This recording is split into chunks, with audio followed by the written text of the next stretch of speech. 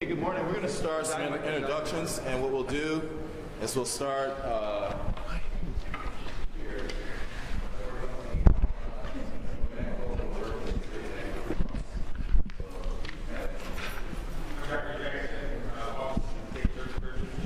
Department of Military and Veterans Affairs. Tom Byrne, Department of Military and Veterans Affairs, working with the planning team. Jonathan Trotter, Department of Military and Veterans Affairs with the planning team. Steve Branch, Chief of Staff to the Mayor, City of Flint. Ari Adler, the Director of Communications for Governor Snyder. Nick Anderson, I work with General McDaniel. Bryce Feitner, Department of Environmental Quality. Good morning, Stacy Clayton, Governor's Office. Good morning, Terry McLean with MSU Extension here in Flint. Rick Sadler, MSU Public Health in Flint. Deb Hamilton, Edible Flint. Good morning, Diane Golzinski, Michigan Department of Education. I'm here on behalf of Brian Wiston.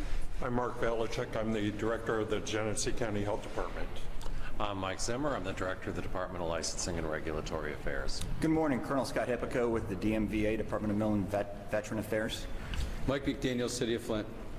Good morning, Sylvester Jones, City of Flint Mayor's Office. Good morning, Harvey Hollins, Governor's Office. Rick Snyder, Governor. Vicki Van Buren, Vice President with the Flint City Council. Rich Baird, Team Leader, Mission Flint. Kevin Weiss, Chief of Staff, Mission Flint. Keith Cray, DEQ Director. Mark Durno, On-Scene Coordinator, EPA. Jamie Clover Adams, Director of the Michigan Department of Agriculture and Rural Development. Jim Koski, I'm retired Saginaw County Public Works Commissioner, and I'm representing Genesee County. Derek Bridden, Mission Flint. Lawrence Reynolds, Mott Children's Health Center. Laura Sullivan, Kettering University. Traylon Lasher, the Michigan Department of Health and Human Services, representing Nick Lyon. Cheryl Thompson, Michigan Department of Health and Human Services, Mission Flint. Larry Steckelberg, Treasury. Sean McElroy, Wayne State University. Jeff Dwyer, Director of Michigan State University Extension. Eden Wells, Chief Medical Executive, Michigan Department of Health and Human Services. Jared Walahotsky, Michigan Department of Health and Human Services. Bill Moritz, Director, Department of Natural Resources. George Christian, Michigan DEQ. Scott Richardson, FEMA. Great. Well, thank you for all coming together. It's great to be back here this morning. I apologize. I was not here last Friday. I was actually out of state, hopefully bringing some more business to Michigan. So this is a good opportunity. I think we've got a very strong agenda today. You can see we have continuing growth of this group and interest in participating in this group, as I hope the TV station has a good zoom lens. The length of this table has extended quite a bit since when we first met.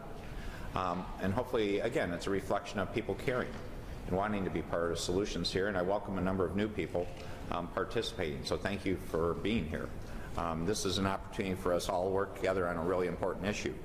On the agenda today, we have a number of important topics, issues like the water credit, food in terms of the gardens, and the issues of lead in terms of gardens. So I appreciate our guests from Michigan State being with us today. We have the EPA with us today, and there's been a lot of good partnership going on this week, meetings in Chicago and follow-up meetings. So I appreciate their participation and bringing up to speed on the collective wisdom of our experts. And it's great we have such a great group of experts working these issues. We have follow-up from the Flint Water Advisory Task Force, and it's great to have Dr. Reynolds with us, one of those members. But there's good work we need to follow up on to make sure we implement those recommendations. And then we have some new business in terms of opportunities about continuing this process. But beyond that, just what's on the agenda, we do see good progress, and it's great to see lead pipes coming out of the ground. I know Mike's been working hard on getting our 30 for 30 done, and a number of other projects. So let's make sure we continue this path, but I look forward to a good update today on things we can do, things we can improve, and how we're going to keep pushing forward to better support the citizens of Flint. They deserve a better answer than we've been able to give them so far, and we're going to stay focused on getting that answer. Okay. So there will be a couple of changes on the agendas because some individuals will have to leave early. My guess is that you're trying to get to Detroit, but that's out of so what we'll do, we'll have the discussion with the Flint water credit, and then we'll bring a resolution for discussion ahead so we can get the votes for the members who are here. We will have then the EPA report and then the lead safety in food gardens. So that's the switch around in the agenda. So with that, on the Flint residential water credit, either Rich or Mr. Jones, you can take it. Sylvester, I'm happy to tee it up and then throw it over to you, if that's all right. Over the past couple of months, we've had a lot of work. It started with trying to figure out what's the best way to deal with credits for water that you can't use or that you don't trust.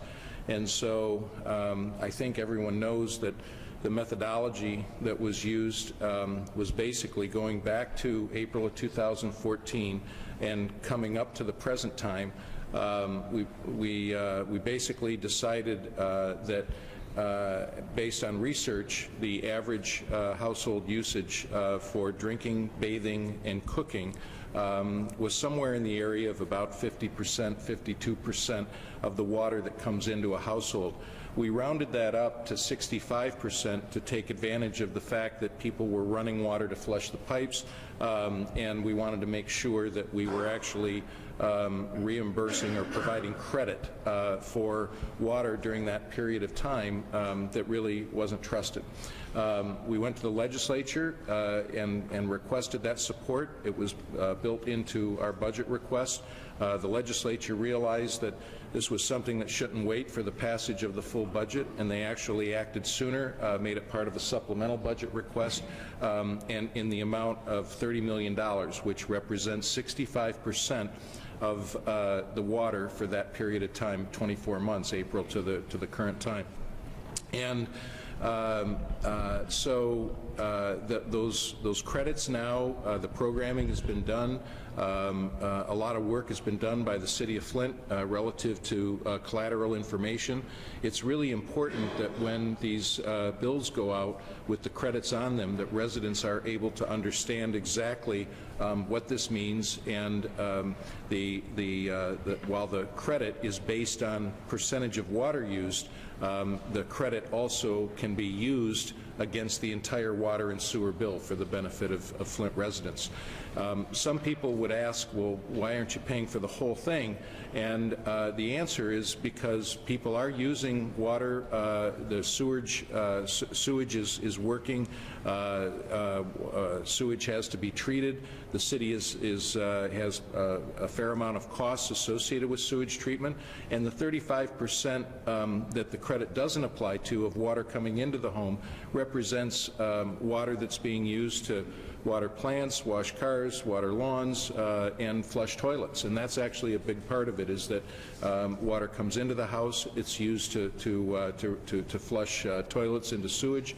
And so the thought process is that the residents of Flint have been paying and want to pay for sewer and that portion of water that's used that is outside of the drinking, bathing, or cooking.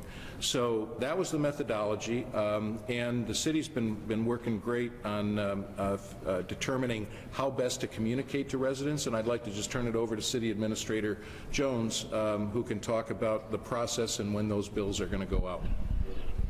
So thank you, Rich. As Rich stated, that there has been a lot of work taking place around the water bills and how the credit will be presented.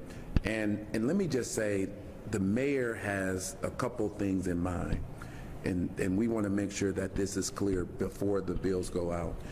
One, want to make sure that people know that the mayor wants people to understand exactly what they're being billed for. We want to offer transparency in this process. The second thing is, and I think we're all concerned about this, is restoring trust in city government and restoring trust in government overall. And so this is an opportunity to get it right, and what we don't want to do is rush this out to residents and then have a number of people coming back to us, and they're agitated and they're upset because things are not clear. And so what we're proposing at the mayor's office is that we offer the following information in the bill. Let them know what that credit is. that credit that has been provided by the state of Michigan and recognizing that that credit will be different if a person is up to date on their bill, and it'd be a little different amount and less if a person is not current on their bill. So that we want to make sure that the credit is clear. The other thing that we want to do is make sure that people know that if they were paying for 100% of their water, this is how much your water will be. And I think that's fair, just to make sure that people know that steps are being made to provide some relief to people. Then the next thing that we want to show people is how much is being taken off, and Rich mentioned this 65% that people will not be expected to pay for, and so we want to make sure that that's clear. Again, transparency being the goal, and then we want to make sure it's clear that that 35% that you are being billed for. So when you think about it, and I think we all are pretty intelligent people here. We want to make sure that we don't insult the intelligence of the Flint residents by sending out a bill that doesn't offer clear information. And then we want to show what the service charges are for sewer and what the charges are for water.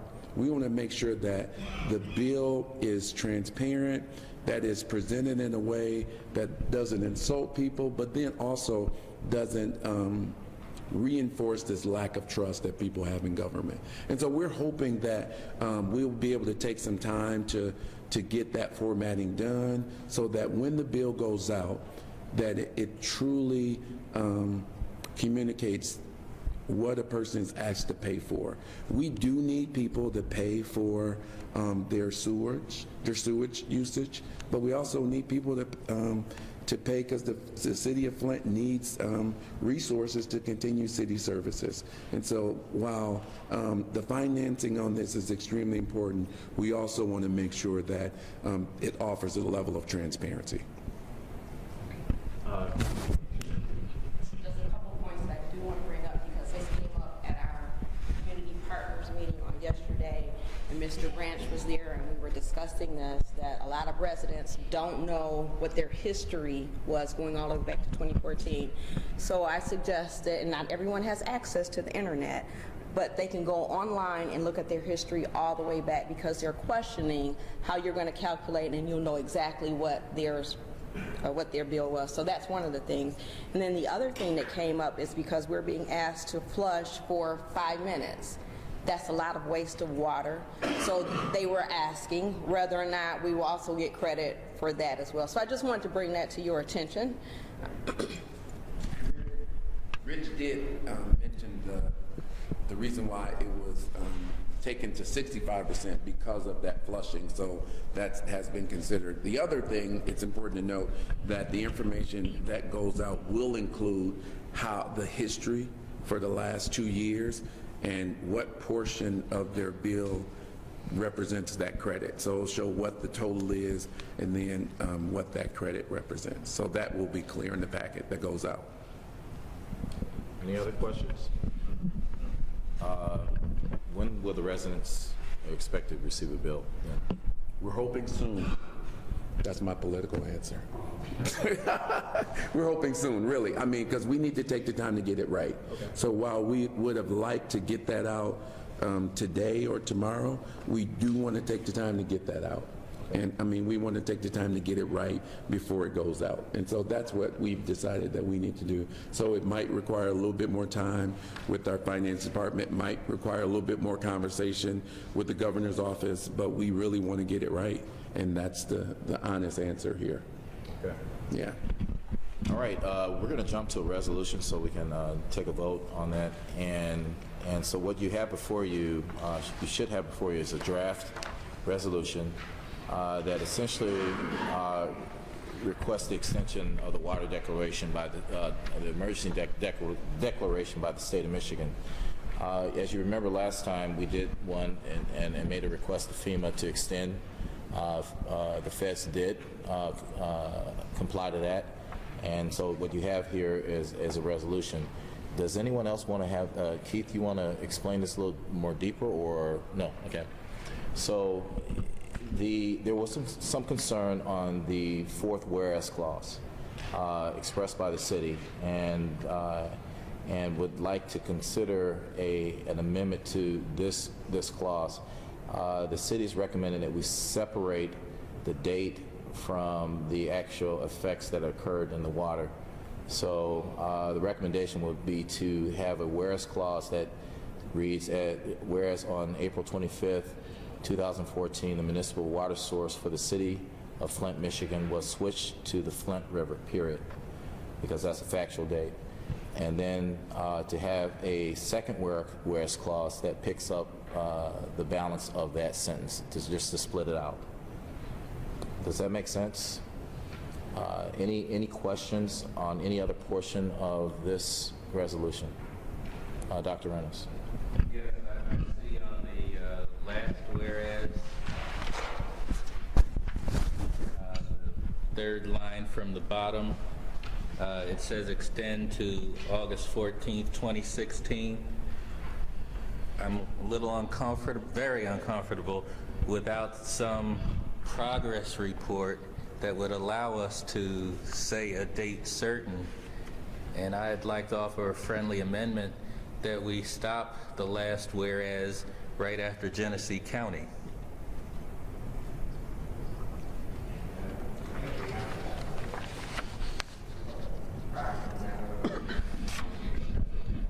This was to actually match the federal determination from FEMA.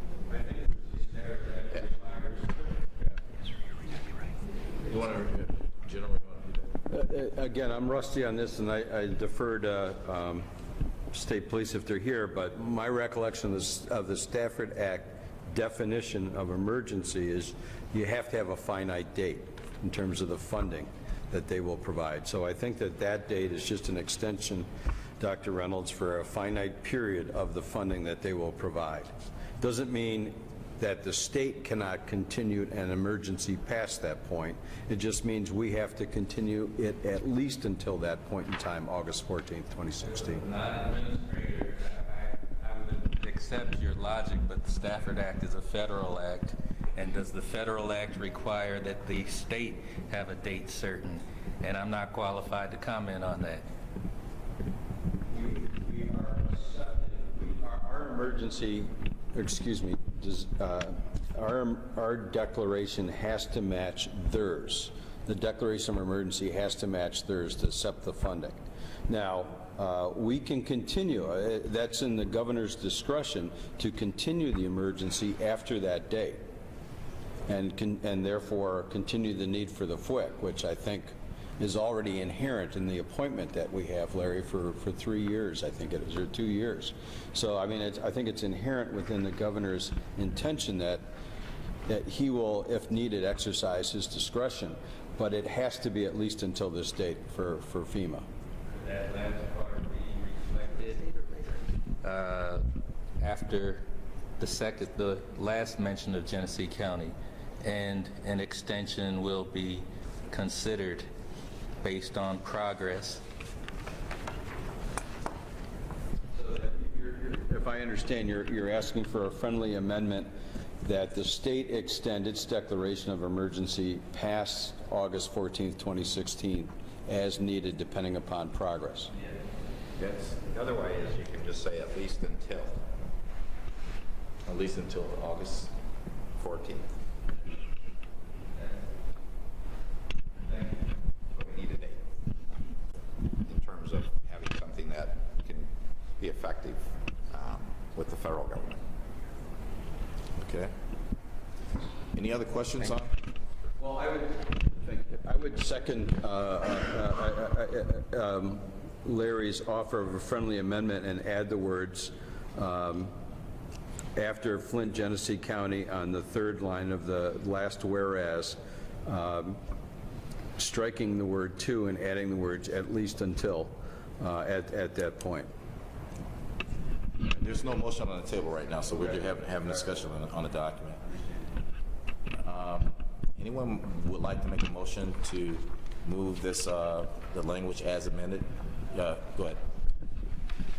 Question on your point. Doesn't it have to not I'm being in the weeds, you can't take the word "to" out, or it doesn't make grammatical sense. It has to be to extend the declaration of emergency for Flint, Genesee County to at least until.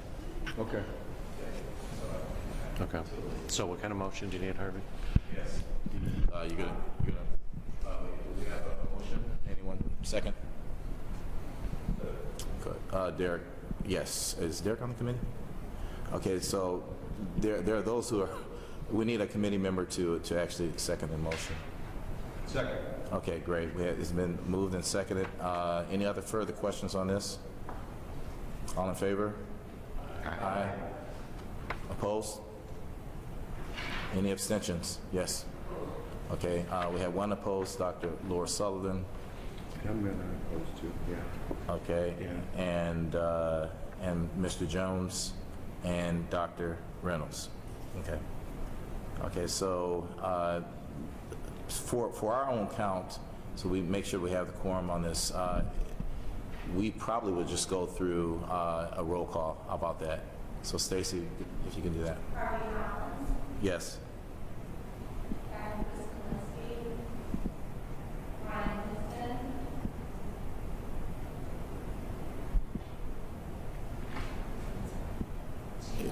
Yeah, no, but she can proxy, and we can, yeah, we'll confirm with Winston. He can do that. Yes.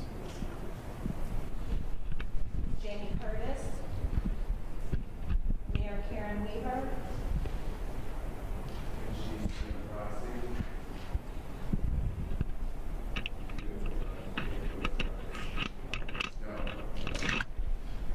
Keith Craig. Yes. Dr. Laura Sullivan. No. Dr. Lawrence Reynolds. No. Mark Valicek. No. General Mike McDaniel. Yes. Mike Zimmer. Yes. Dr. Monahan Letitia. Nick Corey.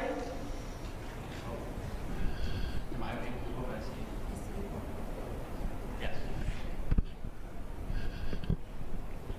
Nick Lyon. Yes. Sylvester Jones. No. Jim Koski. Yes. Dr. Mark Edwards.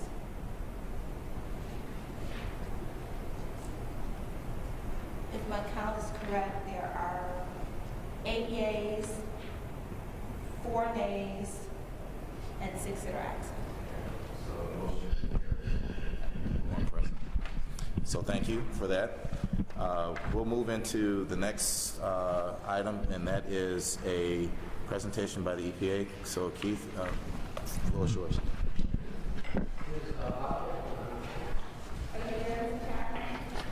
I'm here. Good morning. Okay, so let's tee this up just a little bit. Thanks, Bob Kaplan, the Interim Regional Administrator for Region 5, US EPA. Next to me is Mark Durno. And there was a group of scientific experts that got together in Chicago last Monday. And they normalized their data, looked at the data, and looked at some of the trends of their data. So with that, Bob, I guess I'd ask you to go first with your slides, and after you, George Christian will just give a little snapshot of some DEQ data, and then we'd be ready for questions. Thanks a lot, Keith. So this is Bob Kaplan. I'm the Acting Regional Administrator here at EPA Region 5 in Chicago. We thought it best to convene a group of all the scientists that had produced sampling data to review all that sampling data and to take a snapshot of where we are in the system right now, and then point toward next steps, map out a plan based on that data. And the idea was really to follow the science. So instead of coming at it from any other direction, we wanted to look at all the sampling that had been done, have all the scientists talk to each other, and that includes Dr. Edwards, the entire team from MDEQ that did the sentinel sampling and also the home sampling, EPA's team that did the sequential sampling, and the city also participated as well. So we put all those folks in the room, and I will tell you that we had an excellent meeting, and all agreed on both two things. The first is the status of the system. There was no dissent on where we were. Everyone, even though we were coming at it from several different directions, really agreed on what's happening right now, and we also agreed on what needs to be done. So that was all to the good. I'm condensing maybe 6 or 8 hours of meeting down to 4 slides, and Keith is going to do the same. So a lot of the detail is going to get lost. We're just going to do sort of the high points. I assume my slides are up. If they are, we'll go to the first slide after the title slide. I'm just going to read through some of the top line messages that came from the data, and then dive right into just a couple of them to illustrate some points. So the first point we made is that the drinking water system is recovering. Bob, could yes. you hang on a moment? They're trying to get the slides in place. Good. Well, you know what? I can keep going because the first one just has words, and I'll be covering that anyway. So as you're trying to get the slides in place, I'll just cover the main points if that's okay. The first and most important thing to keep in mind is that the drinking water system is recovering. So after the switch from the Flint River and then the feeding of the orthophosphate, we've had now a number of months to evaluate whether the system is recovering, and it is. The issue there is soluble lead. And the lead that was, the water that was in contact with lead pipes for an extended period of time is now showing lower levels. As we do various slices through the data, you can see that in many different ways, but perhaps the clearest way is the time over time that Dr. Edwards did. He did a sampling from August and then March, and then compared the two. And if you look at the data sets around not the first flush of lead, but basically the second and third, where you'd expect to see lead sitting on, or water sitting on the lead pipes, you've got a dramatic decrease in the soluble lead. So that's all to the good. What we're seeing, though, is particulate lead, which indicates that the system is unstable. So basically, you still have the scale that's on the pipe flaking off in tiny particles, most of them invisible. Don't think, chunks, there are those too, but think, nanoparticles, very small things. And unfortunately, those small particles can also be very high in lead. The other message from particle lead is that it's random and not predictable. It doesn't follow a smooth pattern. So you can test in one house one day and have low lead, and then unfortunately a chunk breaks off, one of these nanoparticles or another particle, and winds up in the sample, and you've got high lead from just that one particle that is flaked off. So the problem are, again, to reiterate, the small random particles. The next thing to keep in mind, and that came from that meeting, is that the Flint residents can safely rely on the filters. We came at this from several different directions. The first is a peer-reviewed literature study. Dr. Edwards has published papers, others, that suggest that even though lead exists in the system higher than 150 ppb, which is the NSF rating, if you will, for the filters perform far in advance or in excess of those ratings. So in other words, you can have very, very high lead hits, up to 10 times that 150, and still have a non-detect coming out the other side of the filter. So that was the literature review. EPA set out to test that by challenging the filters, and sent water samples to our lab in Cincinnati, both before and after filter. And what we determined, and I'll show you a slide on this, is that the filters are indeed extremely effective. We had no aberrations, almost all non-detects, although some of them were detect, but very low, certainly within any allowable and safe limit. So although they need to be maintained, filters are extremely effective. The next thing that we all agreed on is the solution to the problem, and the solution to the problem is twofold. Obviously, it's time. The system will take time to recover, and although some experts had some educated guesses, they were just that, based on other systems. It'll take months and months to recover, and no one is willing to put a time limit, nor should anyone here think that we're bounding it. It will just take time for the system to settle out and for that scale to become stable again. There is one thing that residents can do, and it dovetails with what we were just talking about earlier in terms of the water forgiveness on the water bills. and that is flushing. The most effective thing that you can do, and MDEQ is going to talk about this with regard to schools, Dr. Edwards talked about this with regards to some of his data, and there are also some cities that we have looked at for analogs. The most effective thing is flushing, and that means a vigorous running of the water, not just through an aerator and one tap. It means opening up all the taps in the house and often the outside spigot and letting the water just blast through, and that carries all the sediment and particulates with it. So those are our recommendations. I'm going to return to that last one when I talk about the last slide. So I don't know if my slides are up, are they? Yes, your slides are ready to go. Great. We can go to the next slide, and I'll go through these very quickly because I know time is short. The slide that says drinking water system improving chlorine, that slide indicates a before, after, before picture. You look at the left side and you see the system 2012, 2013, 2014, and chlorine was very much stable.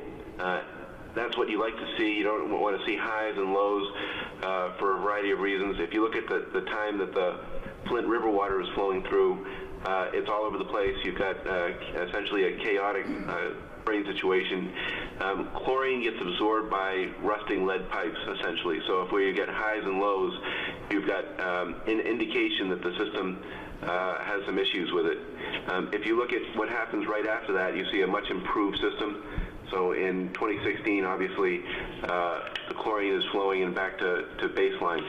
I'm not going to go into all the technical details with that, but the basic indication there is that the system is restoring to a baseline condition. If you look at the next slide that says drinking water system improving orthophosphate, this is really a key one. You can see the baseline on the left, that's the Detroit water flowing in and the orthophosphate levels. And then you see on the right-hand side, the increase level where we boost the orthophosphate.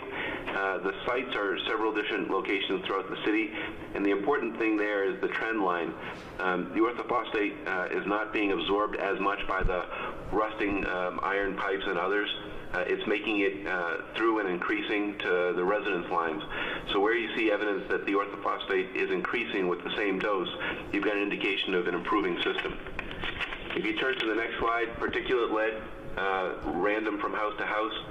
I put this, note the units are different.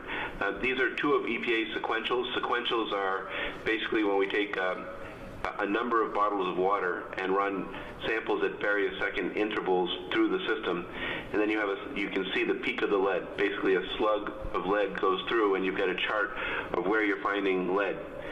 You can array many of these and unfortunately they won't look similar. So what that really means is you don't have a smooth camel's hump. You don't have a smooth distribution of lead that would show it being the same from house to house and soluble. Instead, you've got jagged peaks, basically one particle flowing through or two particles flowing through and making one of those peaks. And again, this is an indication as we do the sampling that we're not seeing that sort of soluble lead sitting on water sitting on pipes and then having a distribution indicative of soluble. Instead, you've got these particles that sort of randomly contaminate the sample. So if you turn to the last slide, filters work.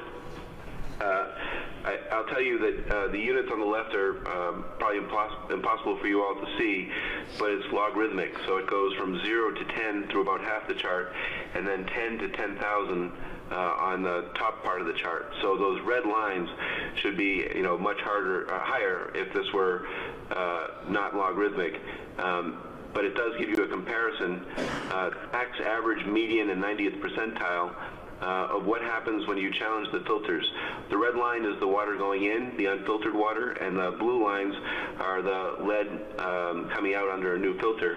It's probably very difficult to read, but none of the samples are above 1. That line on the top one is 1. That's 1 part per billion. So that's extremely low. Just to reiterate what I said at the outset, almost all of those are non-detects or barely detects. and we're very impressed with what the filters are doing in all conditions that we've seen in Flint. And again, just to reiterate, that's both literature and empirical. Empirically, we just didn't see any outliers. The filters, to the extent they're being maintained, actually work. So I'll close by just saying this before I turn it back to Keith. The most important thing we can do for the system right now is deal with those particles, the particulate lead. The only way to deal with that is to have the residents flush the system. And from all that we've seen and heard in a very extensive public outreach campaign, public engagement that we've been doing, the issue there is going to be paying for the water. If we don't have a very simple message, and I apologize, I could not follow the conversation earlier because it was very echoey. If we don't have an extremely simple message, as in free water, you will not be charged for the water that you use that is related to this flushing. I'm afraid we're not going to be able to get that lead washed out of the system, and it's not going to resonate. So I'll leave it there. It's a note that we've been sounding for quite some time, that it's got to be absolutely simple and absolutely available to residents, that flushing is the new protocol. I will just, before I turn it over to Keith, say this. The experts have not yet agreed on a protocol. It's something that we're actively looking at. We want to make sure that we have the best recommendation from all the scientists, and we all turn our key on basically what the best approach is to flush the system. There have been some initial indications, but I would wait on the actual flushing protocol until all the scientists have a chance to review it. With that, Keith. Thanks, Bob. Your last couple of slides didn't make it up on the screen because we had a little technical failure. So as I look at your last slide for filters, just for people around the table, I appreciate you had sent it to me last night. So the maximum you had was 4,080 parts per billion. With the filter, it was 1.01 parts per billion. The average was 47.1 parts per billion, and that ended up at 0.23 parts per billion. The median was 2.2 parts per billion, and with the filter it was 0.11 parts per billion. In the 90th percentile, it went from 51.5 parts per billion to 0.5 parts per billion. So that's what Bob's data had, and we will share that data set and his slides with people around the table so that it's in front of you in case you have any questions, because this is not the first conversation, or this is not the last conversation, it's but the first conversation on the data. So appreciate that, Bob, and as I say, I certainly appreciate your leadership and bringing that group together to make sure that we had commonality of interpretation and a joint message. So thanks for your leadership on that. Thanks, Keith. Appreciate it. Yep. Yes. You read a neighborhood meeting last night, and residents talked about having white water come through their tap. And so is there any explanation, or how do we respond to those?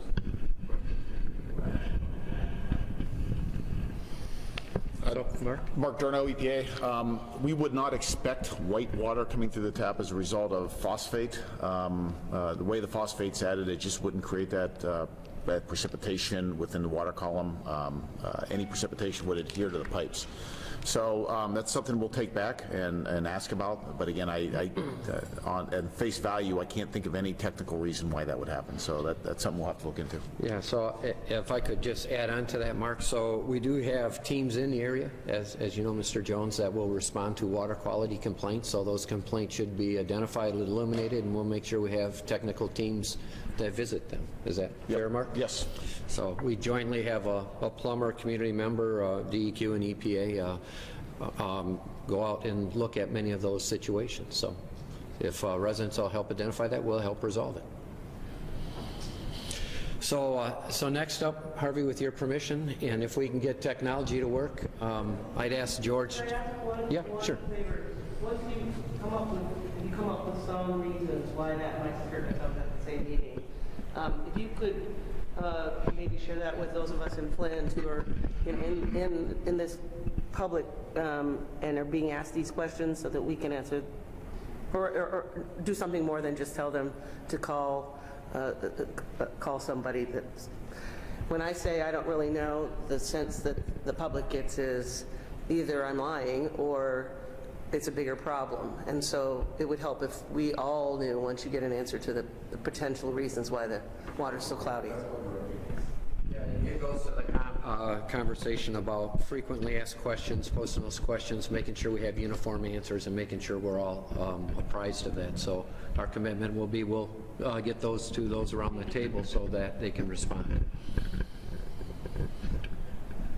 Any other comments? Again, these slides will be passed out. I apologize. My computer decided to upload something and shut everything down. So, so with that, we'll turn it back over to you. And Bob, are you going to stay on the line for the next 15, 20 minutes? I have another meeting starting in about 5 minutes. Okay. I'm sorry. Well, George will give his just his 3 slides. So, George, if you will, please. Good morning, everyone. Thank you very much for letting me speak here today. My name is George Christian. I'm the EQ's Flint Action Plan Coordinator. And so what I'm going to do this morning is just give you a very brief, high-level overview of the... Yeah, why don't you sit right here so that people can hear you? Thank you. A high-level overview of the various sampling programs that we have running, and just a high-level analysis of the data. A lot of the things that I'm going to be talking about are going to echo what Administrator Kaplan has already said. The good news of the Data Summit that was held in Chicago earlier this week was all 3 parties, EPA, DEQ, and Dr. Edwards, we found very similar findings. So that was comforting to know that although everybody approached the data process from different directions, we all kind of arrived at a central location. So the programs that we have going right now, the first one is the residential program, where any resident is free to submit a sample and we'll analyze it. There's no limit as to how many times a individual can submit a sample, and this is to give some reassurances to residents as to what's going on in their home. And if they do get an elevated level, we do have response teams that go out and provide wraparound services for them to make sure that we take a look at the aerators, look at the plumbing, provide them with information, a whole host of services. As of April 1st, we have somewhere north of 18,000 data points, and in the next, in a couple of minutes, I was going to say next slide, but at any rate, in a minute I'll go into a little bit more depth on that. The next program that we have, we call it the schools program, but basically that got expanded out to all of the facilities that have populations at risk.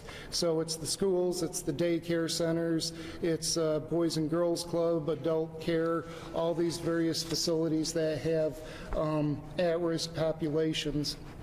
When we first started doing the testing in the schools, we implemented a protocol where we used 4 125 milliliter samples at each place where water was being used for consumptive purposes. And the reason we chose that, 125 mils is about 4 ounces, and that equates to the approximate amount that a small child might drink out of a fountain.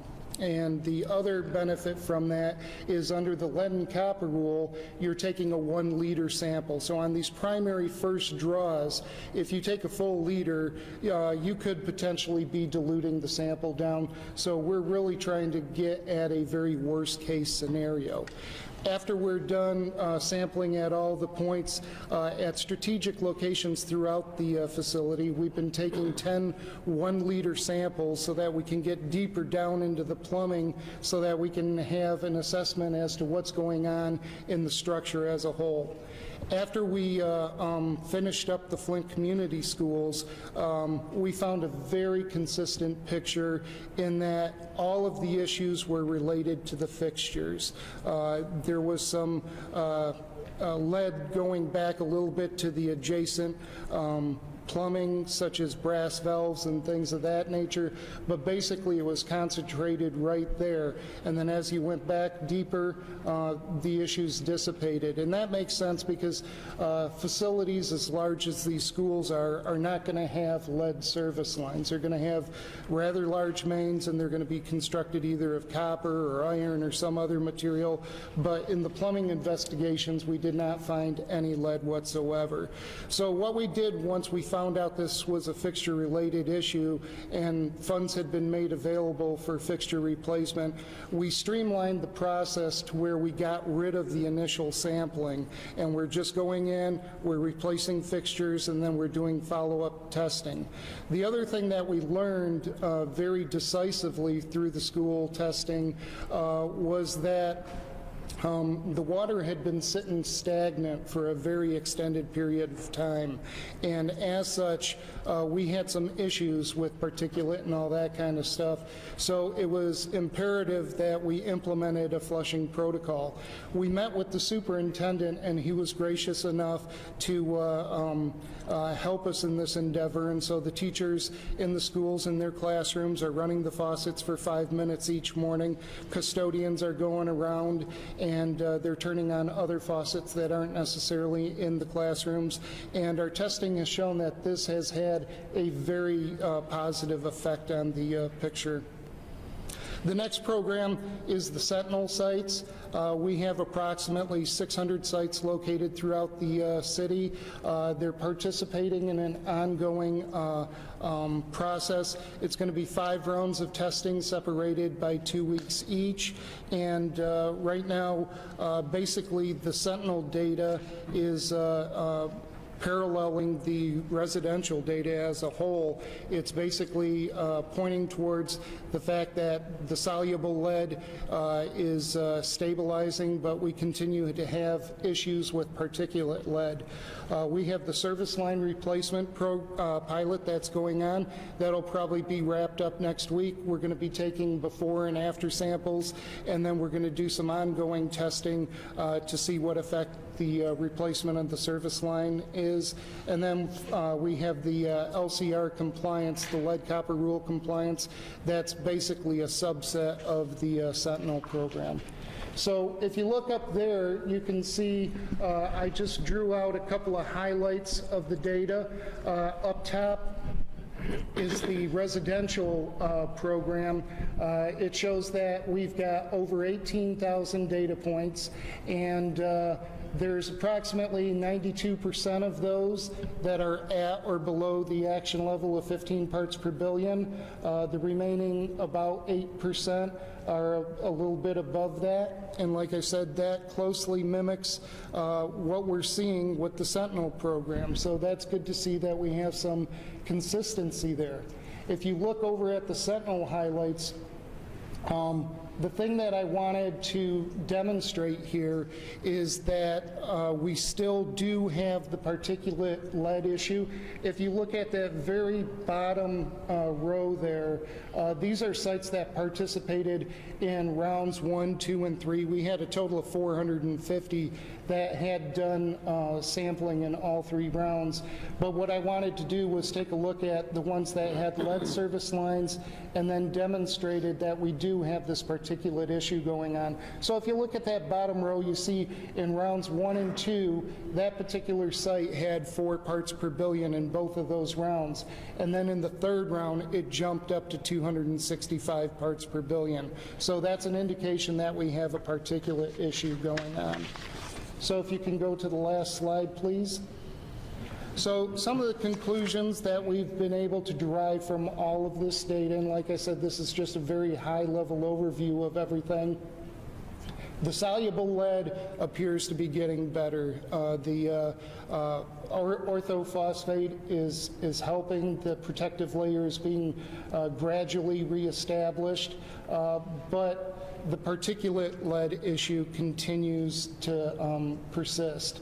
We've been able to clearly demonstrate that the flushing protocol that the superintendent implemented in the schools is very effective, and we would like to make sure that we have that implemented on a citywide basis. It's important that we get all the residents involved, because if we can get the water flowing through the entire distribution system, it not only helps the distribution system, but it also helps the premise plumbing, the plumbing inside the home there. So thank you. So any questions for George? Question. You mentioned talking to the superintendent of the schools, Flint schools, about the flushing protocol. Has that been communicated to the charters and the private schools as well? We are in the process of communicating that message, and Mike, I believe we have been talking to those folks. Which is the child care centers, the adult foster care facilities, that same communication will take place. Will there be communication that will go out to churches and businesses?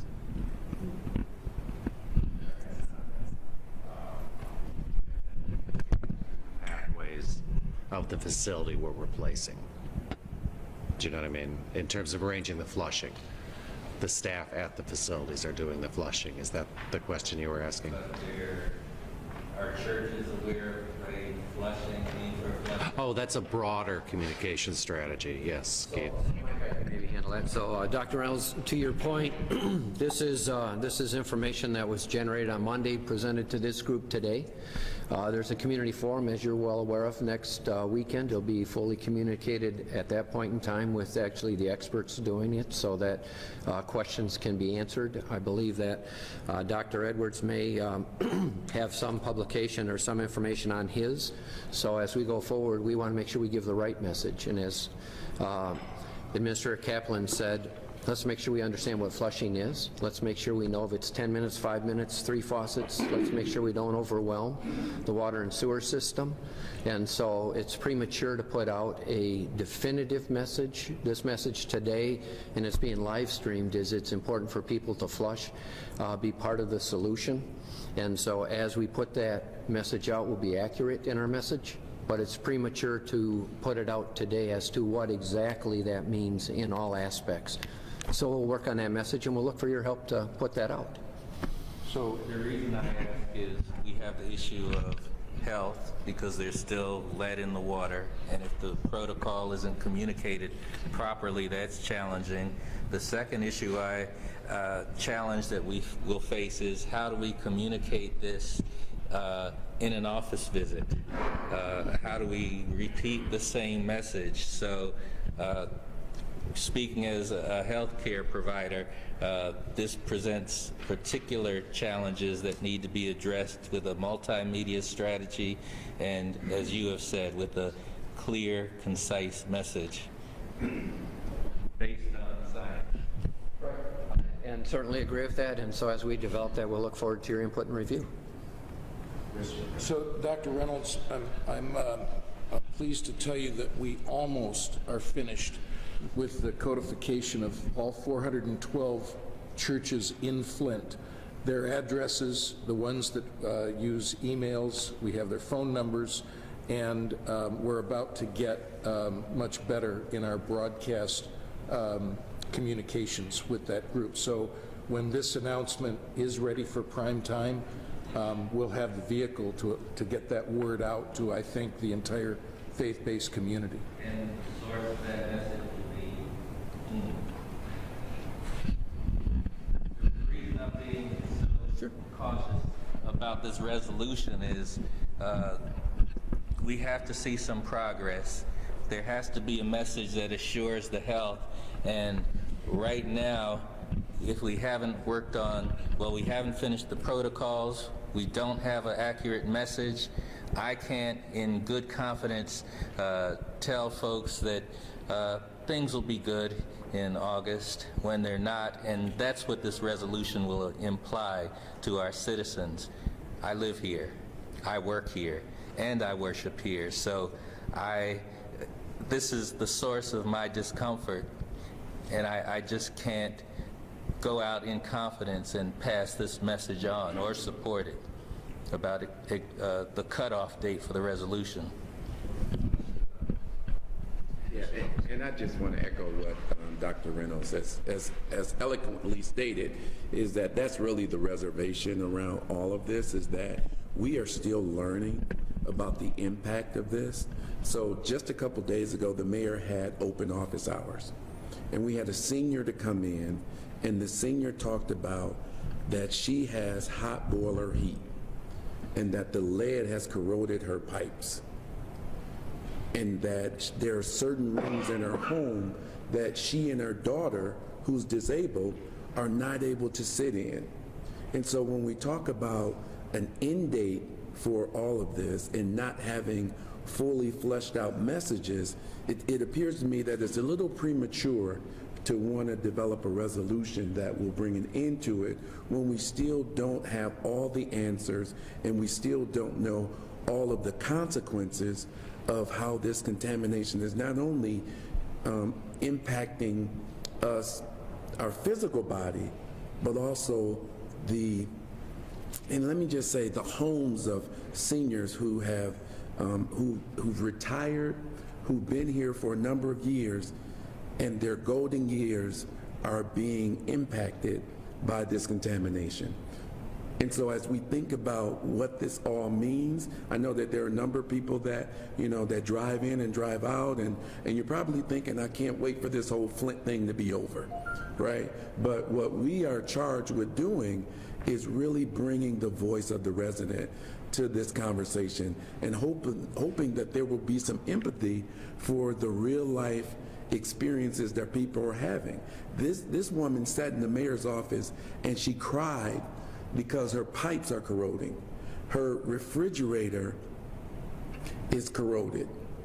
She's crying about the conditions that the lead is doing to her appliances, and she doesn't qualify for help because she doesn't have a child that's under 6 years old.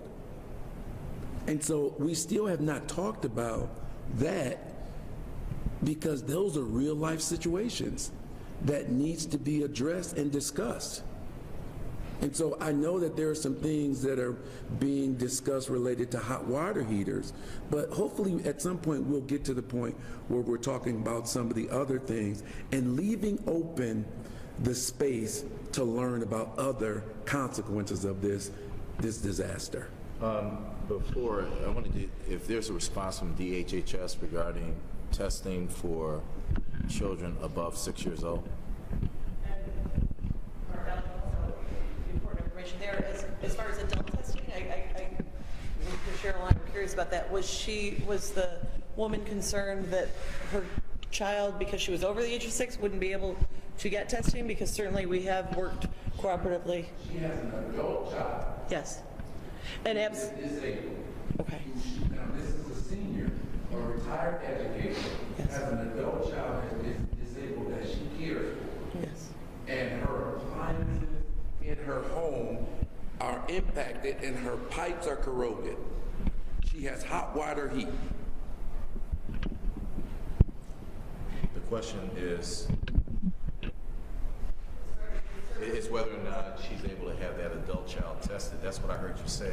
No, the issues are that all of the appliances in her home have been negatively impacted by the corrosion. That's the first issue. So the other issue is that she's not able to access support because, one, there's no funding available for seniors and others that have these issues. And the other issue is that this thing, we're still learning about the consequences of this crisis. And what I would say, Mr. Jones, is we should get that addressed and go understand the issues. This, I think it should be hopefully clear to everyone, and you should reinforce this. We're always interested in learning about new problem areas, and we unfortunately need to assume that there'll be different scenarios that not everyone has thought of nor apply to most people, but they're still serious. So the issue is following up on those. So the help we need is not to have it be non-specific, but to make it as specific as possible, so we can actually investigate what the facts are, much like your comment on white water. A general comment is very difficult to address. If we can get an address in a specific location, then actions can be taken to investigate. And so in this particular case of this woman, again, hot water heat is not a normal scenario for many people, but I'm sure she's not the only one. Sure. So what can be done to investigate that? That's just like another step going beyond water heaters. And we're very open and we want to understand those. With respect to other appliances, refrigerators, to be open with you, I'm somewhat challenged to understand that, but it could happen. So let's go look at a refrigerator. These are the kind of questions that need to come up. With respect to assistance programs, again, that's where we need to respect people's privacy, but you can talk through those issues. If she has a disabled daughter or a child, I would expect she's probably qualifying or eligible to get help under a number of pre-existing programs. So her adult child? If she's disabled, Right, who's disabled? I would imagine she's already quite often eligible for a number of programs, and the question is going through that analysis to make sure they're aware of that or what those are and what those conditions are. Sure. So we're happy to follow up. Right. So we just need your assistance in terms of getting that information, and we'll make sure that happens. Who should get that information? Okay, thank you. And that's the point of, I appreciate you having office hours to identify those folks so we can find out who those folks are and have a direct dialogue. Mr. Blaine, you had a question? With respect to the refreshing of the water system, if we, the residents, are expected to open their taps, then 100% of that water cost should not be borne by the resident. I don't think 35% or using the 65% formula is effective there, because they're not using any of the water. So we need to address that. If we expect the people, the churches, the schools, the barber shop, beauty shops, the residents to open their taps and run it for 5 minutes, 10 minutes a day, whatever the case may be, 100% of that water cost should not be borne by those people who do that. Would it be helpful, because I'm curious, if you ran the water for 5 minutes, average, what's the cost of doing that? Finding what the average cost. Oh, no, I'm asking for the average cost, because 5-minute running the water, we can get that information. So that, look at that. So, right. To those questions, so first, part of the reason for the presentation today was so that this committee can get an early look at it. And so we've committed to be transparent in what we know when we know it. So this was not a situation where we were looking for anyone to go out with a community-wide message as much as this is what the data tends to be indicating. And so we'll perfect that over the next week. So actually there's probably more substance and structure relative to that, but we want to be accurate.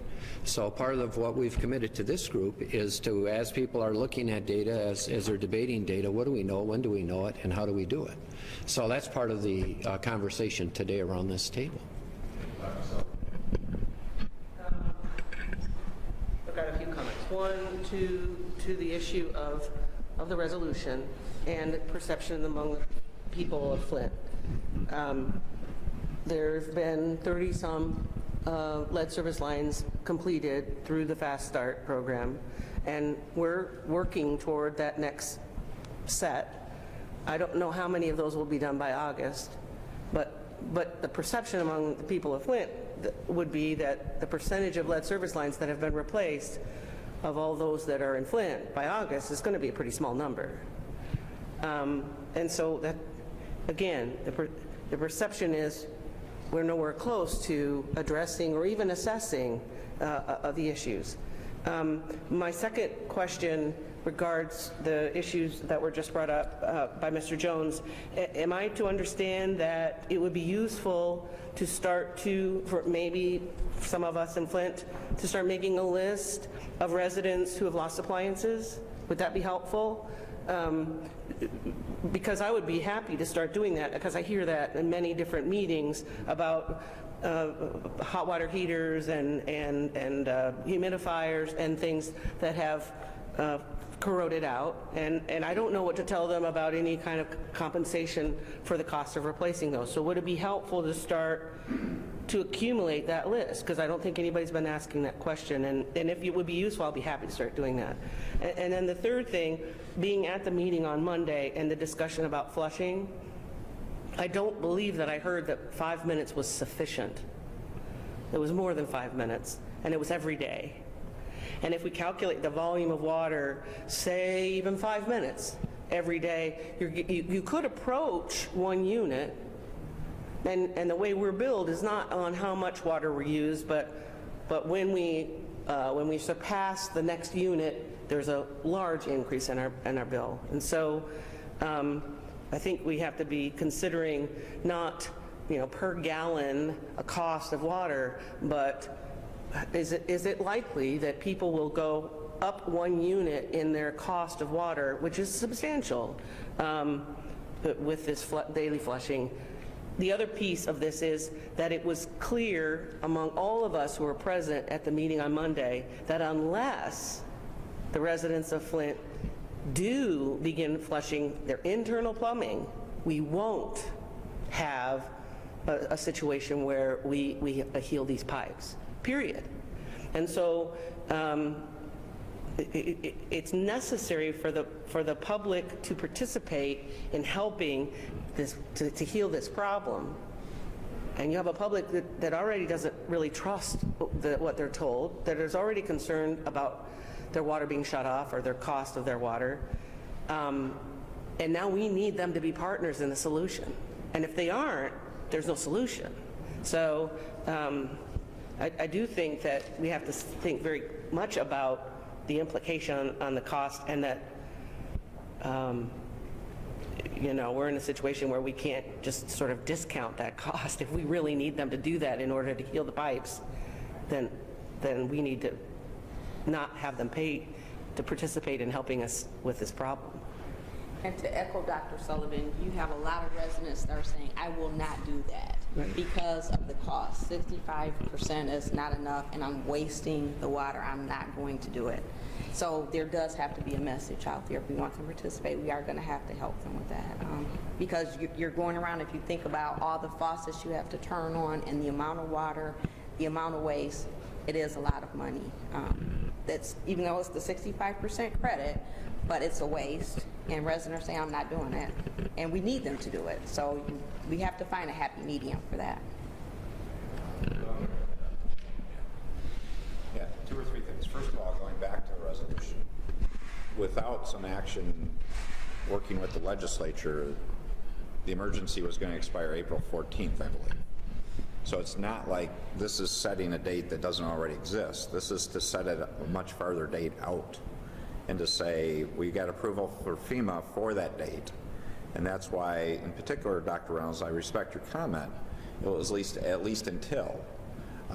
It just is part of the process to say there's some finite date that's required through this process. It's not to say it's done, but otherwise, without action from me working with the legislature, there's an issue that would be in this month. And isn't it better to get a date much farther out in the future that we can continue to work on as we monitor this problem, rather than seeing some short-term date? And so we're going through that process now, because clearly it needs to be extended. No one doubts that. Governor, as long as it's probable that this is not an end date, and some value. Not to go back and forth, so I just want to make that clear. With respect to the other comments in terms of tracking people that are having problems, always open to that. I can't tell you there's not a program to solve their issue in terms of financial support, but at least being aware of who they are to the degree we can help them identify issues, and the water heater thing comes up with solutions. That's a constructive exercise to have that information. Then with respect to the water credit information on flushing and things like that, I think it's been clear that we need to go do those calculations as we get the experts to come back and tell us what those flushing protocols might be. Because I don't think anyone would misunderstand the fact people don't want to just see wasted things without value. So that just takes some time to work through that process. I think it is constructive, though, instead of looking at this as difficulties, I think it's good that the experts are all working together in a constructive fashion to come back with feedback that the system is improving in some fashion, but there's more work to be done. And clarification that filters can really work well, and that also things like bathing have been approved by basically, I think, all the experts at this point with unfiltered water. So there are a number of major steps that we're doing here. Now we just need to make sure we work on building trust and communication, not just what the experts said, and then understanding the concerns of residents to make sure that they don't perceive it as a cost or there's some other item that would prevent them from wanting to look at those solutions. General McDaniels. Sure. Just before we got past the point, I wanted to comment on the EPA Data Summit and the comments we heard today. I, as well as Dr. Sullivan, attended on Monday on behalf of the city, though I was pretty much an observer, not a scientist, of course. But Administrator Kaplan made the comment in his remarks today that he said we all agree to the solution of the problem, and then he talked about flushing and phosphate control. And I don't want this group to think that the city agrees that flushing and phosphate control are solutions or the only solutions that are needed. We've certainly had a lot of discussion about flushing. There's certainly agreement from all the scientists that in terms of nanoparticles that this will be a huge help, but that's flushing the nanoparticles that are already in the system. The concern with the phosphate control is that the science does not totally support that organophosphate is a solution. The Office of Research and Development for Flint down in, for the EPA down in Cincinnati has done a scale analysis on 3 pipe samples from Flint so far, and there is still a lead layer in those pipes, which suggests perhaps that the phosphate is not working. Again, that's too small a sampling to know for certain. And then, of course, there's the previous example with the city of Washington, D.C., which has galvanized pipes in which they had organophosphates for, as part of the solution, and they still had lead particulate 5 and 6 years after the phosphates were put in place. So it seems that it is not working as well with galvanized pipes as it might work with lead, somewhat ironically. As it was explained to me, the galvanized pipes have much more surface area than the scale on lead pipe, and that's part of the concern there. So I just, we're certainly moving forward, we're certainly making progress, but I just wanted the record to be clear that the city does not agree that we have identified all the solutions to the problem. We had a great discussion, and the scientists and the experts raised a lot of great issues, some of which, as Keith has already said, are still in development and may work themselves out and don't need to be reported at this time. But I just want to make the city's position clear and defer to Dr. Sullivan in case I missed something on that. Okay. Thank you. Thank you for that discussion. We're going to move right to the next one, Keith, if you could. So we have first from State University Extension with us today. If you recall, at the last meeting, we had some conversations around community gardens. Was it safe to irrigate your garden with the water? What was the impact? And so, Tracy, are you going to be? Terry? Yeah, I'll start off, and Alex here will help as well. Am I speaking to this or here? And just say next on the side? Okay. So we appreciate being invited to present today, and we have heard many, many concerns about gardens and soil and lead levels and what did the water do. And so we've been doing some presentations in the community. I'll share some of our results here. But I want to make sure I represent myself as both MSU Extension and Edible Flint, which is a community-based nonprofit that supports Flint residents in growing and accessing healthy food. And why is Edible Flint an effective organization here in Flint? We focus on productive land use, access to healthy food, economic development, building a healthy community, training classes, technical expertise. We've been around for 7 years now. Next. And that is the mission, to support Flint residents in growing and accessing healthy food in order to reconnect with the land and each other. Next. We did a in-depth evaluation project, and these are the primary words that came out of all of our surveys of what folks think of Edible Flint and our value. And you can see at the bottom there, we had outreach to over 4,000 residents last year and plenty of volunteers. Next. So lead, and where does it come from? And we certainly have learned that we had it in our water, but we also have residual lead in the soil from past use of leaded gasoline and lead-based paint, manufacturing, etc. Next. And as I just mentioned, industrial waste being part, other lead products. Next.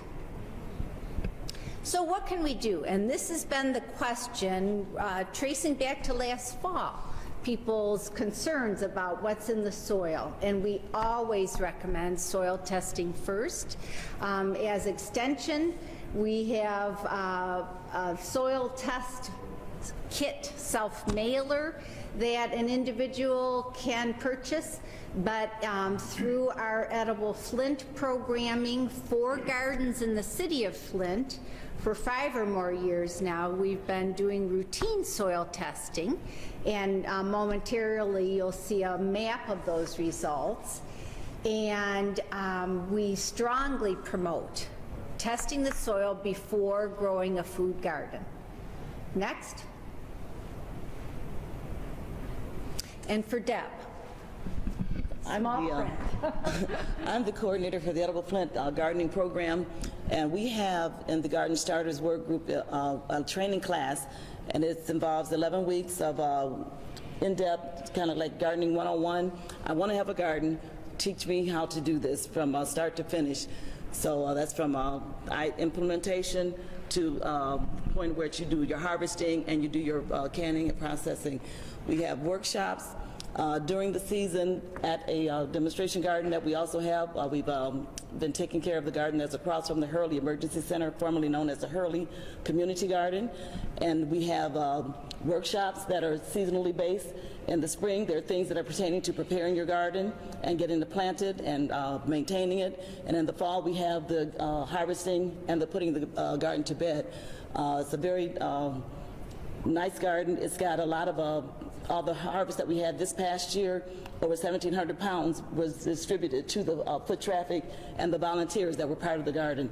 So it's we're just trying to give back to the community and also train the community on how to manage their gardens. We also have the Garden Starter Kits. Go back one. We have our Garden Starter Kits. We have a packet that has 19 packages of seeds. There are all organic seeds. And then in that packet that we have, there's 11 lead-fighting vegetables in the kit.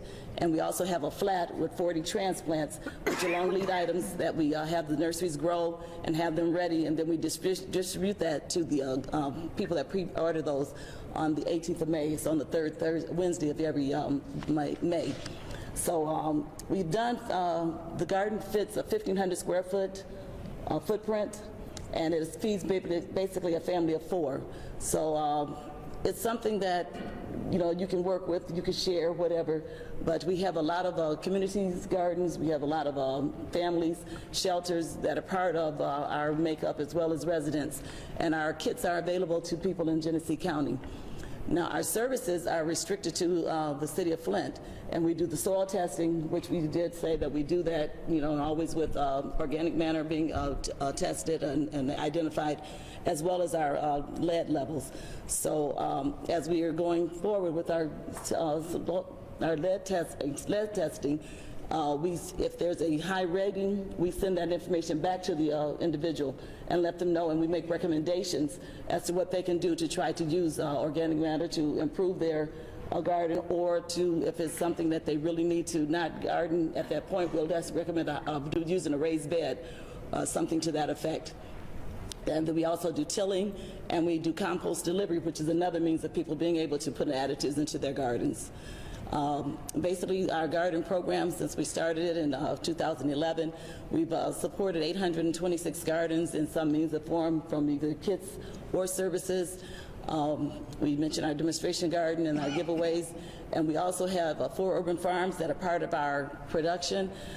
We have 7 elementary schools that are managed through the food course, and we also have 6 other area schools that are part of the U of M outreach that are part of our gardening program.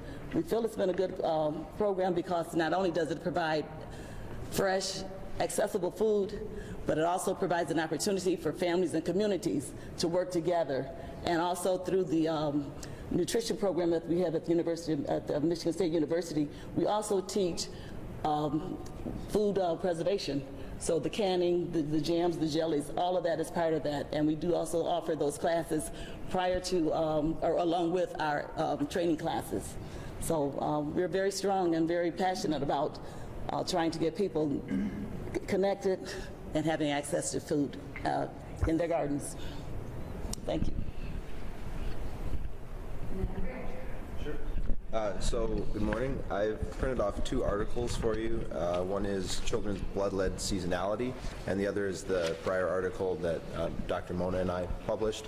So I just want to kind of bring a couple of patterns to your attention. So page 8 of the children's blood lead seasonality paper and page 5 of the Dr. Mona article. So on the first article, and the first article on children's blood lead seasonality is relating to the map that's on the screen here. It's just a summary map of the soil lead levels that we've mapped up here on the screen. So the soil lead levels come from a linear calibration models where we converted what we had collected through extracted lead, which is for the purposes of growing food, into estimated total soil lead. And so we geocoded the soil lead levels, aggregated them to the census units in this map here. And so what it shows you is the pattern. And so if you compare page 8 of the children's blood lead seasonality to page 5 of the Dr. Mona article in AJPH, you see that there's not actually a perfect lineup, which is kind of what we expected between soil lead and blood lead, which again kind of speaks more to that the relationship of this blood lead issue to the water system. So going back to the left map where you see the concentration of soil lead, it kind of follows a classic bullseye pattern. And so if you relate this map to the map on the screen, it's a little obscured, but basically the red and orange dots on the map on the screen are above the 300 parts per million allowable limit. And Terry will talk more about that maybe after I'm done, so I won't comment too much on that. But so, I mean, really what these 2 articles kind of speak to together, and I should add that this data in the children's blood lead seasonality article is from the testing that Edible Flint has been doing here since 2011, but it shows that because there's not that spatial relationship between elevated soil levels and where we were finding the elevated blood lead levels, that there's an additional issue. So basically, that deprivation amplification, where on top of these being older neighborhoods with poorer housing stock, higher socioeconomic distress, they're also often exposed to higher levels of soil lead. So I'll pass it back to Terry. Thank you. So next. Oh, do you want me to? I'll remark on this quickly. So this is just a map of superimposed, basically, of the map on your page 5 of the AJPH article. So the yellow to brown shading is the concentration of predicted blood lead in the city, and then the dots are places where you can get either healthy food, so chain grocery stores, small grocery stores in green and yellow, food bank sites in blue, And the red circle on the kind of west center of the city is showing an overlap between places where there's been a higher predicted blood lead in kids and there's a dearth of food bank distribution sites, on top of there being very few grocery stores or really anywhere you can buy any kind of food. So that has framed some of the efforts around food distribution and continues to be a point of concern because of that link between nutrition and lead exposure. Okay, thank you. So the question was, what about Flint water, and what happened over the last 2 growing seasons irrigating with water that had lead in it? And what I did is I reached out to the MSU Crop and Soil Sciences Department and spoke to 2 of the environmental chemists there, and they asked if I had some factors I could give them. So we calculated, based on the Edible Flint demonstration garden, the square footage, the water lead level, the amount of water we delivered over the season, and it came out to be a barely perceptible trace of additional lead was added by the water. We had soil results from last May that put the lead level in this garden at 93 parts per million, and with the calculations that were run a couple times, it bumped from 93 to 93.0002. So very much just barely a trace. Next. So what can we do? And we talk about parts per million up to 400 is the EPA level listed as low for gardening practices. And there are a number of things that we can do in the garden to not only improve the soil for growing plants, but also immobilize the lead. And that is the addition of organic matter like compost, increasing the soil pH. We want to mulch the soil to avoid soil splash or dust on the vegetables. When we get in the higher low range of 300 to 400, we don't want to grow leafy or root vegetables because of the soil contamination on the external surfaces of the vegetables. Then we want to wash them thoroughly using filtered water, and we want to protect the gardener as well with gloves and boots. Next. So, selecting vegetables that are lower risk in those more elevated lead soils is important. So we are going to avoid root crops, and we're going to select crops that fruit, like tomatoes, peppers, corn, beans. Next. And we learned through an article that was just published in January by a set of scientists, one of which is Dr. Rufus Cheney, who is with the USDA as a soil agronomist, that vegetables do not readily uptake lead from water or soil. It is more the contamination on the surface of the vegetables. Next. And when we get to that upper low level at 400, we do not promote growing in these soils. Next. We would promote the consideration of raised beds or container gardens. Next. And certainly when we're preparing those vegetables, we're taking off the outer leaves, we're peeling, and we're not composting those materials if we're in a lead-based soil. Next. And for a food or ornamental garden, if those lead levels are above 300 parts per million, we want to prevent children's access to it, because kids will eat soil, and that would be a direct ingestion and contamination. Next. And what we can do in those instances is just cover that soil. And if it's not suitable for gardens, we put turf, we put pavement. Next.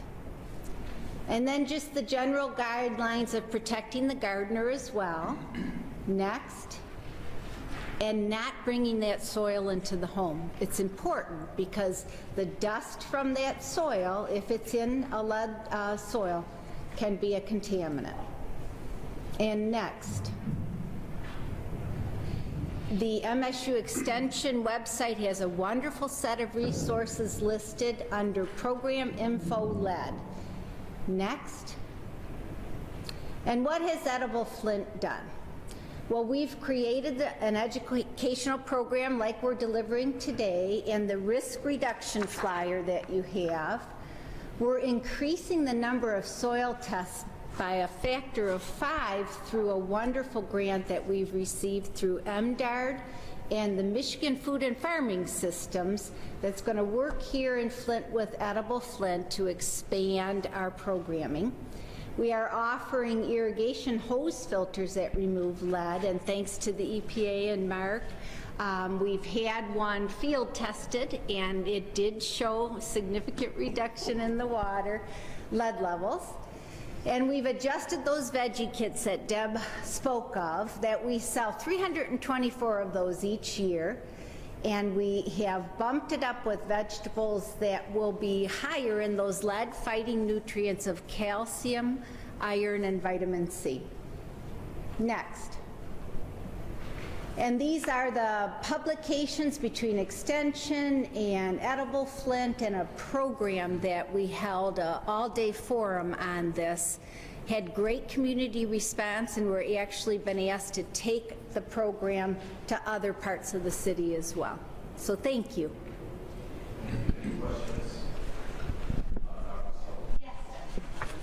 I would agree with everything that you said regarding soil and the uptake of lead by vegetables based on the soil lead levels.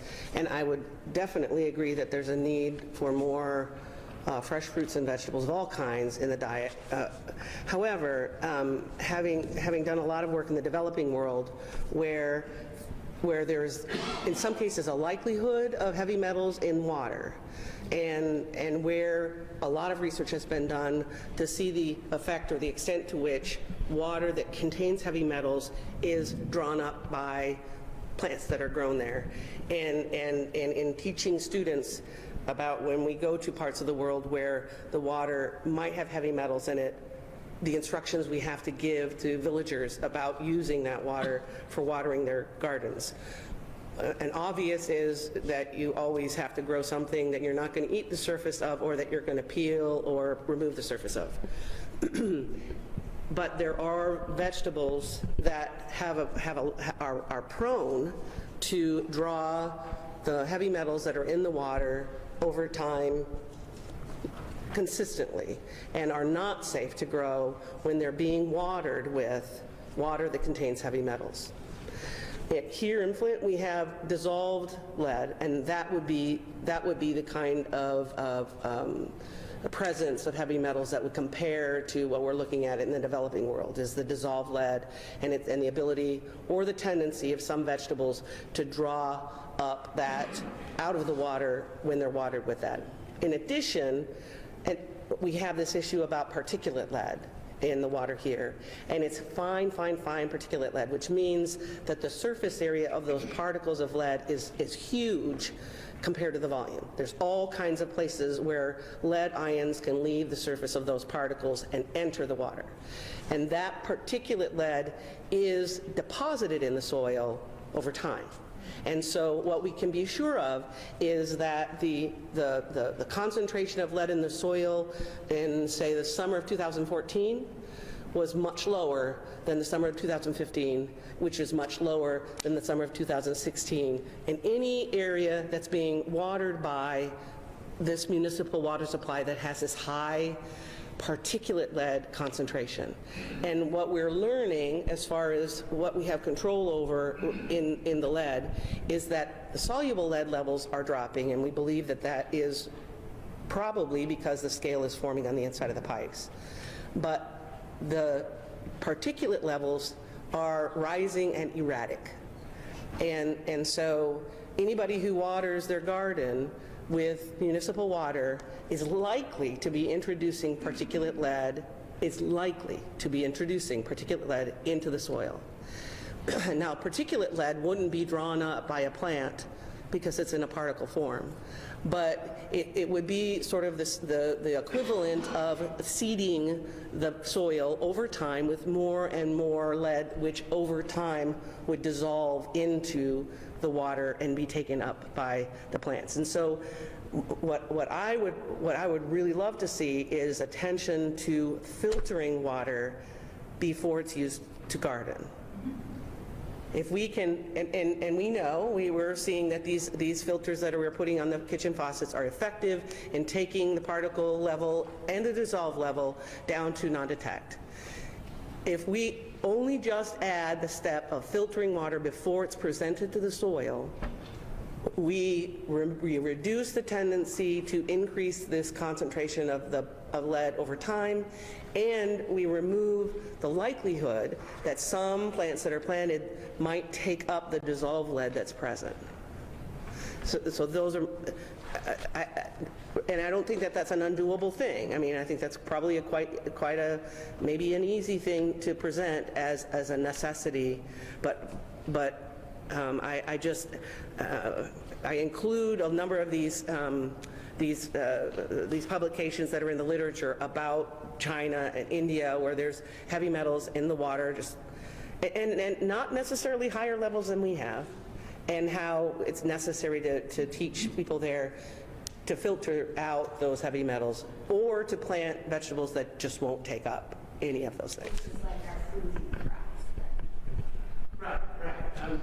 Kale, and all the leafy vegetables, kale tends to be the safest.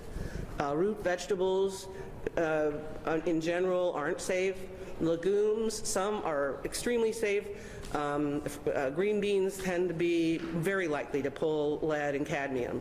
So it just kind of depends on the vegetable. But I don't know which is easier, to add the filter to that process or to educate about not growing certain vegetables. I don't know which is easier, but I just think we need to be conscious of that.